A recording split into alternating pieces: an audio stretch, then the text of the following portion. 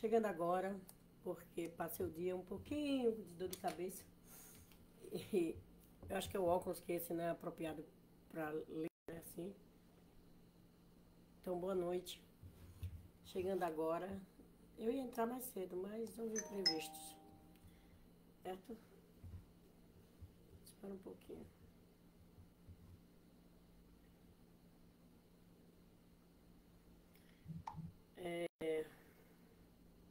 Nós vamos dar continuidade a Coríntios. A gente está em Coríntios 11. E vamos orar para começar, tá? Boa noite, Pai e Mãe Celestiais. Boa noite, verdadeiros pais, amado Jesus. Esteja com todos que vão estar assistindo vossas palavras, Pai. E que nós possamos ter sabedoria para entender que no passado o Senhor pegou aquelas pessoas que eram judeus, deu palavra e eles vieram ainda com a carga do Velho Testamento. E muitas vezes eles não conseguiam pregar só em vossas palavras, porque foram 3 anos, então eles misturavam muito o velho com o novo. Mas o que vale, Pai Celestial, são suas palavras diretas, não entendimento meu ou de qualquer outra pessoa. Então, por favor, nos dê sabedoria para entender, para compreender e praticar no nosso dia a dia a vossa vontade. Abençoe todos que estarão assistindo agora e depois. Por favor, tenha misericórdia do Brasil, do povo brasileiro.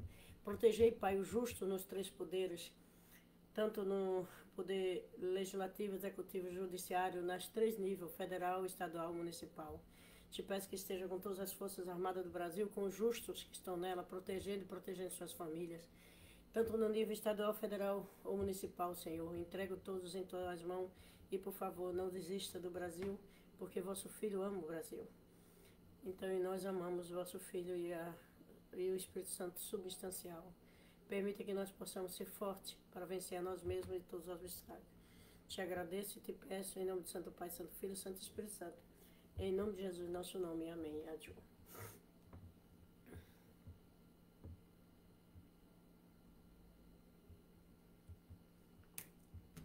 Bom, eu vou ligar esse daqui para poder acompanhar, né?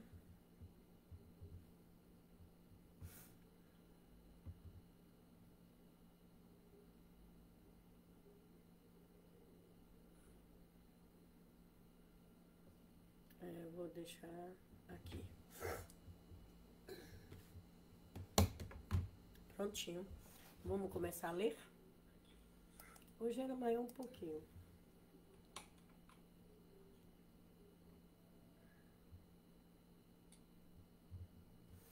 Vamos lá.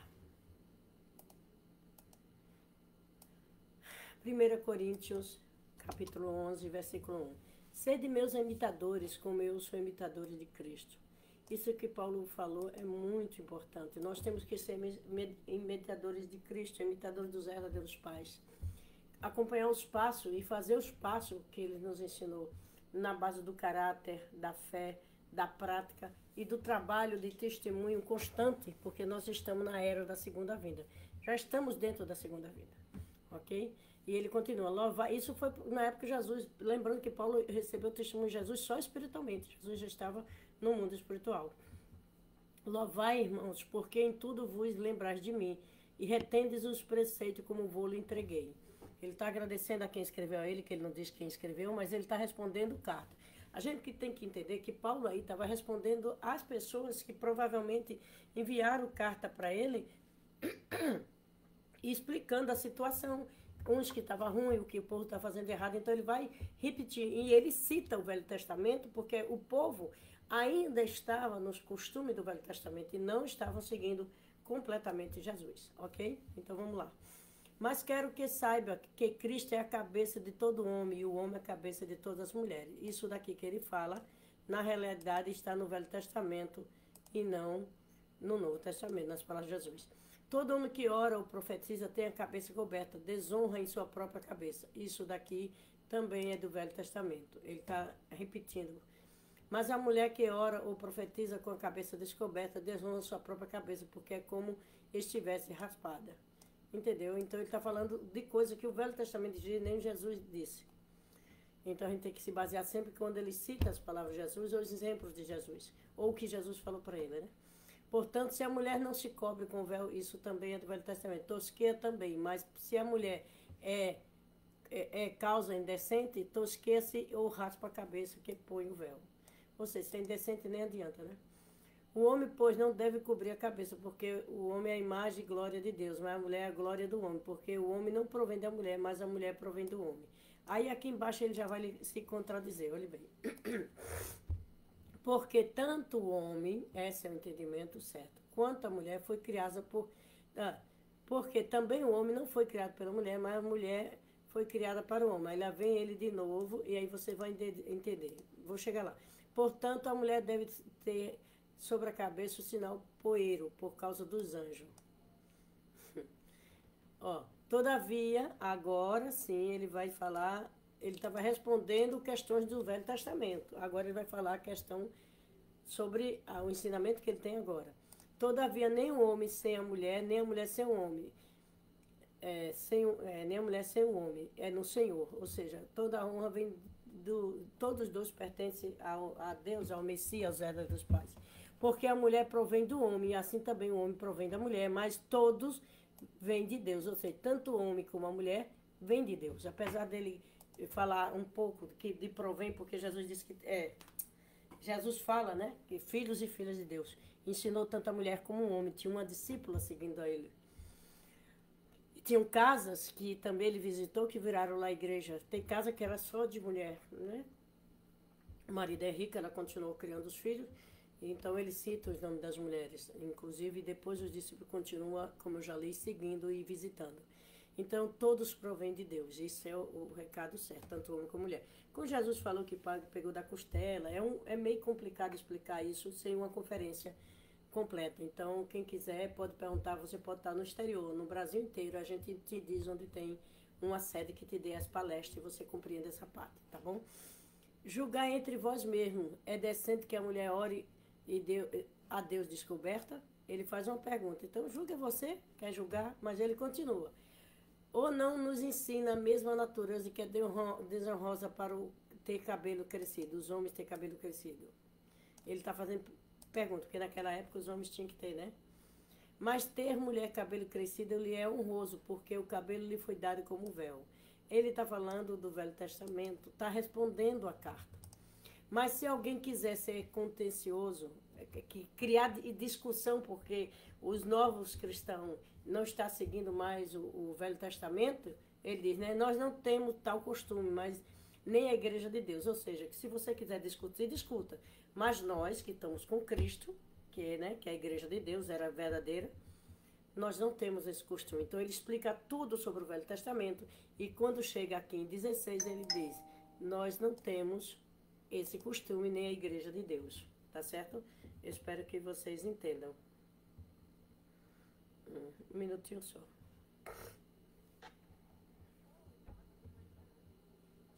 Que eu vou dizer, oxe, existe.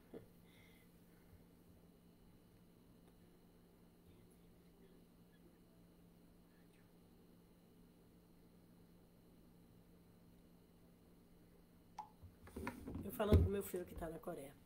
Nisto, porém, que vos dizer-vos, não nos louvei, porquanto ajuntai, senão para piorar. Ou seja, se quer fazer confusão, não se junte, né? Porque antes de tudo, ouça que quando vos ajuntei na igreja, ele fala na igreja, tá bom? Vou até botar aqui uma coisinha diferente. Já entre vós tem distinções, quer dizer, você vai para a igreja e tem disputas, encrenca dentro da própria igreja. Em parte eu creio, o povo está contando para ele o que está acontecendo. Até é importante que haja entre vós heresia, para que o que são sinceros se manifestem. Ou seja, eles estão com heresia, fazendo as coisas que Jesus não ensinou, que ficaram no Velho Testamento, não tem problema, os verdadeiros vão aparecer, ter luz mais. De sorte que o mundo vos julga. Olha, cadê? Até é importante que entre... De sorte que o mundo vos ajuntai num lugar... De sorte que quando vos juntai em um lugar, não é para comer a ceia do Senhor. Quando você se junta é para disputar, para receber a ceia do Senhor, ele está dizendo. Porque comendo, cada um toma antecipadamente na sua própria Ali é a ceia, é para santificar o alimento. Então, para comer mesmo, se você está com fome, ele vai dizer, coma na sua casa. Porque ali você está comendo de coisas que foram oferecidas primeiro em oração aos pais celestiais. Aí ele diz assim, e assim um tem fome, o outro embriaga-se dentro do vinho. Está falando com vinho. O vinho era só de uva, viu, gente? Não tendes, porventura, casa para comer ou beber? Despreza a igreja de Deus, envergonhais os que nada têm. O que vos direi? Louvai a si mesmo, nisso não louvo.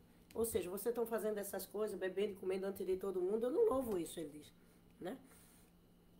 Lembrando de novo que ele está respondendo a carta. Porque eu recebo do Senhor o que tenho vos ensinado. Ou seja, a coisa que ele está ensinando, que é diferente do Velho Testamento, ele recebeu de Jesus. Que o Senhor Jesus, na noite em que foi tirado, tomou o pão. Olha bem que interessante que ele vai dizer. Eu vou chamar a atenção para um versículo. Tendo dado graça, partiu disso. Tomai e comei isto, em meu corpo, que é partido por vós. Fazer isso em memória de mim. Memória de mim, né? Ele estava fazendo aquilo para que eles lembrassem que Jesus estava o abençoando, tanto o corpo como o espírito dele. Sempre, porque ele deu o pão simbolizando o sangue puro de Jesus e o corpo puro de Jesus para ele se tornar puro. Tem uma ligação interna com Jesus. Semelhantemente, depois de cear, tomou o cálice, dizendo, este é o cálice, é o novo, olhe bem, dizendo, este é o cálice e é o novo testamento, no meu sangue, faço isso, fazer isto todas as vezes que beberes em memória de mim. Olhe bem, o novo, presta atenção que ele diz, esse é o cálice do Novo Testamento no sangue dele. Por que o Novo Testamento foi no sangue dele? Porque Jesus estava ali sabendo que já ia para a cruz, tá bom? Porque Judas o traiu. Porque olhe bem, todas as vezes que comerdes esse pão e beberes desse cálice, anunciai a morte do Senhor, até que ele venha. Paulo diz isso, mas olha o que Jesus diz, tá? Aqui eles mudaram um pouco o versículo, mas eu vou ler mais aqui. Eu digo já, Marcos 14, 22, 25. Eu vou ler para vocês. Examinai, pois, o homem a si mesmo, e assim coma deste pão e beba desse cálice. Examinai se você tem condição de fazer isso em memória de Cristo, ele está dizendo. Porque o que come e bebe indignamente, come e bebe para sua própria condenação, e não discernindo o corpo do Senhor. Agora deixa eu ler lá embaixo primeiro, tá? Que eu quero ler aqui o que Jesus falou. Marcos 14, 22, 25. Enquanto comia, Jesus tomou o pão, é a mesma coisa, né? Deu graça, dizendo, tomai, esse é meu corpo. Em segundo, tomai o cálice, deu graça. Oferecei aos discípulos, e todos beberam. E todos eles, e disse-lhe, olha o que Jesus disse, tá? Este é meu sangue, que é derramado por muito, não foi por todo. Por muito por quê? Por todos aqueles que creem e praticam a palavra do Messias, de Cristo. Eu afirmo, olhe bem, ele não está dizendo talvez, ele diz eu afirmo. Eu afirmo assim, será assim, né? Eu afirmo que não beberás outra vez desse fruto da videira, porque aquela foi uma cerimônia importante que Jesus fez. Ele era videira, aquilo simbolizava realmente a vida física e espiritual de Jesus. Não, ninguém, mesmo que você faça e lembre de Jesus, não é a mesma coisa, porque olha o que ele diz. Até aquele dia em que beberei o novo vinho do reino de Deus. Ou seja, até que aconteça a segunda vinda do Messias.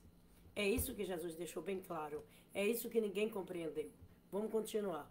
Por causa disto, há entre vós muitos fracos e doentes, muitos que dormem. Que dorme como? Dormir é dormir na ignorância. O pessoal estava ali participando da ceia, tudo, mas ignorante, dormindo, e eles vão ficar fracos e vão ficar doentes.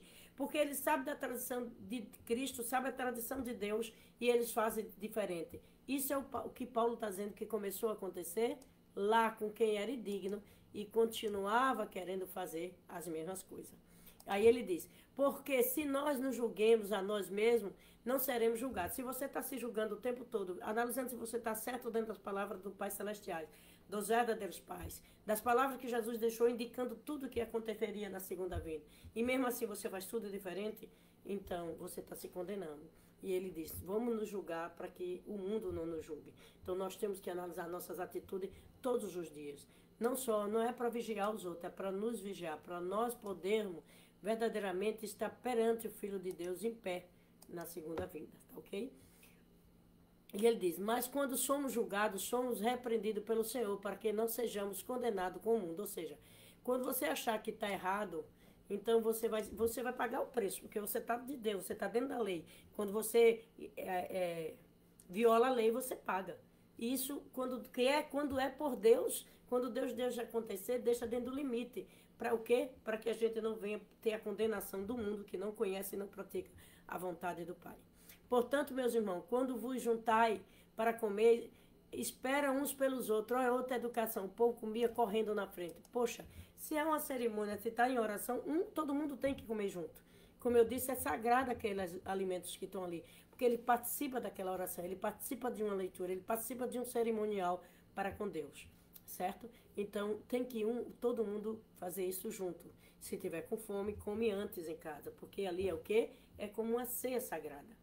Ok? Toda vez que você faz isso, uma oferta para Deus. Quando você está lendo, quando você está se reunindo, você está dando o seu tempo, o seu coração, sua vida para Deus. Então, tudo ali se torna sagrado. Mas se alguém tiver fome, coma em casa, que não vos junte para a condenação. Ou seja, para não violar o que está sendo santificado para Cristo. Ok?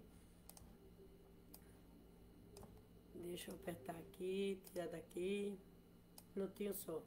E dormir tem 1001 prova de que é espiritualmente. E aí ele diz, mas se alguém tiver fome, come em casa, para que não vos junte para a condenação. Quanto a demais coisa, ordenarei quando for. Ou seja, quanto mais as perguntas que estavam nessa carta, ele ia responder pessoalmente quando fosse. Eu espero que vocês tenham entendido e tenham gostado. Uma boa noite. Vamos orar, entregando essa semana que se encerra hoje aos Pais Celestiais. Boa noite, Pais Celestiais. Boa noite, verdadeiros pais. Amado Jesus, boa noite.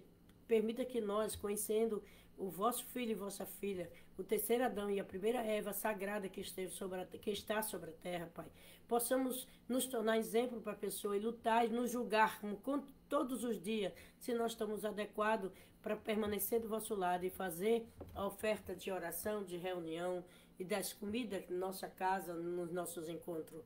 Por favor, Pai, nos dê o consentimento de compreender cada dia mais o que o Senhor espera de cada um de nós.